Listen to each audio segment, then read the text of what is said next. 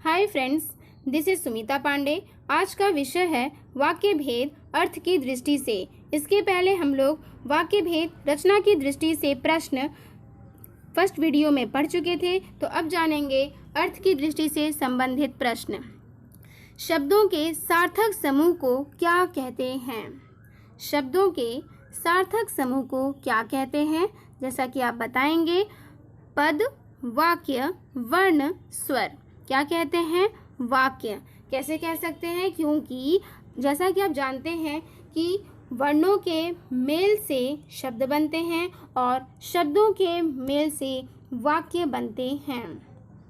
तो नेक्स्ट हम देखेंगे, नेक्स्ट है अर्थ की दृष्टि से वाक्य के कितने भेद होते हैं? अर्थ की दृष्टि से वाक्य के 8 भेद होते हैं। कितने भेद होते हैं?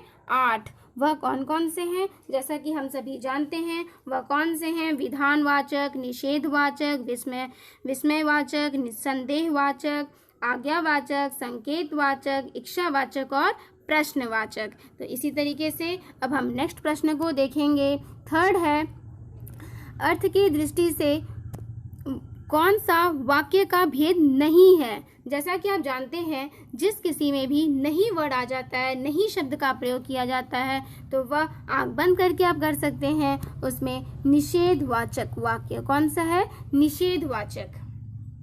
तो नेक्स्ट हम देखते हैं, फोर्थ कौन सा है? वह है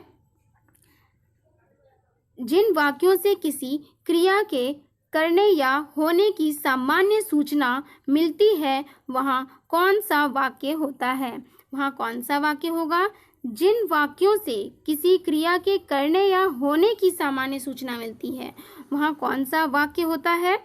विधानवाचक, निषेधवाचक, विस्मयादिवाचक और इनमें से कोई नहीं। तो फोर्थ है, हम इसका आंसर बता सकते हैं, वह है विधानवाचक। कौन सा हो जाएगा? विधानवाचक। अब नेक्स्ट देखेंगे, नेक्स्ट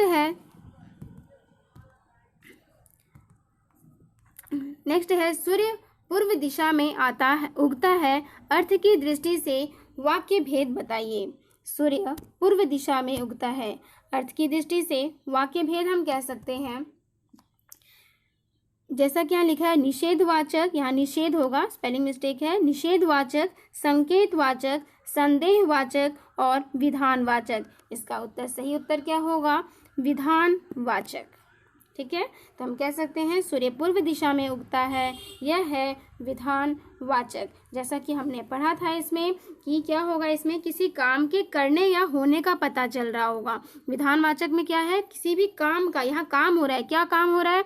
सूर्य पूर्व दिशा में उगने का काम कर रहा है, तो हम कह सकते हैं यह होगा विधानवाचक। क्योंकि किसी भी काम के करने या होने का सामान्य रूप से अगर ज्ञान हो रहा होगा, तो उसे हम कहते हैं विधानवाचक वाक्य।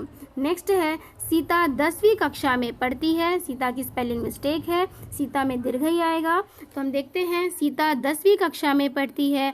अर्थ की दृष्टि से वाक्य भेद बताइए। अर्थ की दृष्टि से वाक्य भेद बताइए। पहले हम देखेंगे, ये है निषेधवाचक, द नहीं होगा, ध होगा। निषेधवाचक, संकेतवाचक, संदेहवाचक, इनमें से कोई नहीं। तो इसका सही उत्तर क्या होगा? संकेतवाचक। क्योंकि इसमें संकेत दिया जा रहा है, संकेत किया जा रहा है कि जो सीता है वो 10वीं कक्षा में पढ़ती है। सीता में आएगा दीर्घ की मात्रा। तो नेक्स्ट हम देखते हैं, इसमें नेक्स्ट है 7वां है, जिस वाक्य से किसी कार्य के करने या होने का बोध हो, उन्हें में आधा स्पेलिंग होगा, उ न ह संयुक्त एकार। उन्हें कौन सा वाक्य कहते हैं? उन्हें कौन सा वाक्य कहते हैं? जिस वाक्य से कि किसी कार्य के होने या न होने का बोध, कार्य के न होने का बोध हो। ठीक है, तो जब आपको मैंने बताया था न की बात आती है, तो वहाँ कौन सा होगा? निषेधवाचक। सिंपल, क्योंकि इसमें न का प्रयोग किया गया है। जब न का प्रयोग किया जाए तो वहाँ हो जाता है निषेधवाचक। इसका सही उत्तर है निषेधवाचक। तो नेक्स्ट हम देखेंगे, नेक्स्ट है गीता नहीं नाचेगी। फिर इसमें भी नहीं का प्रयोग किया गया। अर्थ की दृष्टि से वाक्य भेद बताइए। यहाँ भी नहीं का प्रयोग किया गया है, तो हम इसमें डायरेक्ट कह सकते हैं निषेधवाचक। वाक्य। कौन सा हो जाएगा? निषेधवाचक वाक्य, क्योंकि इसमें नहीं का प्रयोग किया गया है। मैंने आपको बताया है जब किसी वाक्य में नहीं का प्रयोग किया जाए तो वह हो जाती है निषेधवाचक। जिन वाक्यों में प्रश्न किया जाए या किसी से कोई बात पूछी जाए तब वहाँ कौन सा वाक्य होता है? इच्छावाचक, आज्ञावाचक, विस्मयादिवाचक और प्रश्नवाचक। इसमें क्या किया जा रहा है? बात पूछा जा रहा है, प्रश्न किया जा रहा है, तो वह क्या होगा? वह हो जाएगा प्रश्नवाचक वाक्य। आशा कर रही हूँ आप लोग को सब कुछ समझ में आ रहा होगा। तो साथ ही साथ जो नए हैं इस चैनल पे वो इसको लाइक करते जाएंगे, सब्सक्राइब करेंगे चैनल। तो अब हम जानेंगे नेक्स्ट क्वेश्चन है इसमें, जिन वाक्यों से हर्ष, आश्चर्य, शोक, घृणा आदि मनोभाव का बोध प्रकट होता है वहाँ कौन सा वाक्य होता है? जिन वाक्यों से क्या है? हर्ष, शोक, घृणा आदि मनोभाव। अच्छा ठीक है, तो यहाँ हम कह सकते हैं प्रश्न क्या दिया? ऑप्शंस प्रश्नवाचक, इच्छावाचक, विस्मयादिवाचक और आज्ञावाचक। तो हम यहाँ कह सकते हैं यह हो जाएगा हर्ष, शोक किसमें आते हैं? यह आते हैं विस्मयादिवाचक। विस्मयादिवाचक में आपने इंग्लिश में पढ़ा है हुर्रा, अल्लास। तो ये सब क्या है? ये सभी जो वर्ड्स हैं वो आते हैं विस्मयादिवाचक वाक्य। नेक्स्ट आता है जिन वाक्यों से आज्ञा, अनुमति देने का बोध हो वहाँ कौन सा वाक्य होता है? आज्ञा दिया जा रहा हो, अनुमति दी जा रही हो। पहले ऑप्शंस देखेंगे, संकेतवाचक वाक्य, आज्ञावाचक, संदेहवाचक और विधानवाचक वाक्य। तो इसमें हम कह सकते हैं जहाँ पर आज्ञा दिया जाए तो वह क्या हो जाता है? आज्ञावाचक वाक्य। वह क्या हो जाएगी? आज्ञावाचक वाक्य। ठीक है, आशा कर रही हूँ साथ साथ आप समझते जा रहे हैं। जिन वाक्यों से आशीर्वाद, इच्छा या शुभकामना का बोध होता है उन्हें कौन सा वाक्य कहते हैं? क्या है? आशीर्वाद, इच्छा या शुभकामना। ठीक है, तो ऑप्शंस हैं आज्ञावाचक, इच्छावाचक, प्रश्नवाचक और निषेधवाचक। तो यहाँ पर कौन सा हो जाएगा? यहाँ पर आशीर्वाद, इच्छा की बात की जा रही है तो यह हो जाएगा इच्छावाचक वाक्य। इसको आपको इसमें टिक करने से पहले आपको इसकी डेफिनेशन यानी कि परिभाषा पता होनी चाहिए, तभी आप इसमें मार्क कर पाएंगे। तो हम कह सकते हैं इच्छावाचक वाक्य, जहाँ पर इच्छा में आशीर्वाद, इच्छा या शुभकामना की बात की जाए तो वह होता है इच्छावाचक वाक्य। नेक्स्ट है जिन वाक्यों में कार्य के होने में संदेह या संभावना का बोध हो तो वहाँ कौन सा वाक्य होता है? वहाँ कौन सा वाक्य होगा? पहले ऑप्शंस विधानवाचक, प्रश्नवाचक, संदेहवाचक और विस्मयादिवाचक वाक्य। तो हम इसमें कह सकते हैं यह हो जाएगा संदेहवाचक, क्योंकि इसमें डाउट है। यहाँ पर संदेह की बात की जा रही है, डाउट है, तो जहाँ कहीं भी डाउट की बात कही जाएगी तो हम कह सकते हैं वह हो जाएगा संदेहवाचक वाक्य। नेक्स्ट है अरे यह चोट कैसे लगी? अर्थ की दृष्टि से वाक्य भेद बताइए। अर्थ की दृष्टि से वाक्य भेद बताइए।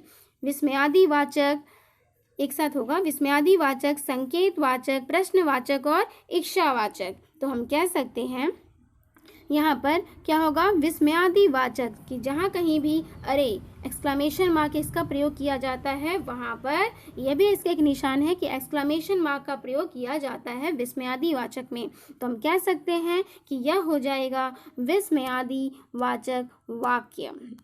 तो आशा कर रही हूँ आप सब समझते जा रहे होंगे। नेक्स्ट है इसमें हम नेक्स्ट देखेंगे। तो नेक्स्ट क्या है इसमें? नेक्स्ट है राकेश की इच्छा है कि खूब पढ़ें। अर्थ की दृष्टि से वाक्य भेद बताइए। अर्थ की दृष्टि से वाक्य भेद बताना है। राकेश की इच्छा है कि वह खूब पढ़े। अर्थ की दृष्टि से वाक्य भेद। अच्छा, इच्छावाचक वाक्य, विधानवाचक वाक्य, प्रश्नवाचक और संदेहवाचक। यहाँ पर क्या किया जा रहा है? इच्छा की जा रही है तो इच्छावाचक वाक्य। नेक्स्ट है भगवान करे कि सब सकुशल रहें। अर्थ की दृष्टि से वाक्य भेद बताइए। निषेधवाचक, संकेतवाचक, आज्ञावाचक और इच्छावाचक। भगवान करे कि सब सकुशल रहें। यहाँ पर इच्छा की जा रही है कि भगवान करें कि सब लोग जो हैं वो खुशी से रहें, सकुशल रहें, अच्छे से रहें। तो वह हो जाएगा इच्छावाचक वाक्य। तो इसमें नेक्स्ट है हाँ, नेक्स्ट देखेंगे, इसमें है यहाँ शोर मत करो। अर्थ की दृष्टि से वाक्य भेद बताइए। अर्थ की दृष्टि से वाक्य भेद कौन सा होगा इसमें?